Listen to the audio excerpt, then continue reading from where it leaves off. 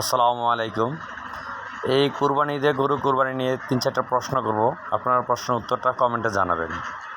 1 নম্বর প্রশ্নটা হলো, এই কুরবানিটা কার উপলব্ধি করে দিবেন? নাম্বার 2, আপনারা যে কুরবানি দিবেন সেই কুরবানির টাকাটা কি হালাল না বেহালাল? নাম্বার 3, আপনারা কুরবানি দেওয়ার পরে কুরবানির গোশতটা সঠিক মতো বিলীন করে দিবেন। ফকির মিসকিন আত্মীয় স্বজন যেখানে যেভাবে দেওয়া লাগে সেভাবে অবশ্যই বিলীন করে দিবেন। খালি কুরবানির গোশতগুলা ফ্রিজে ঢুকায় রেখে দেন না, এই বছরের গোশত আগামী বছর খাবো, সেই চিন্তা করবেন না। কুরবানি দিবেন আল্লাহর সন্তুষ্টির জন্য, যেন আল্লাহ খুশি হয়, আল্লাহ কবুল করেন, এবং সে পশুটা যেন সুন্দর হয়, ভালো হয়, সেই পশুটা সেভাবে দেখে তারপর কুরবানি দিবেন।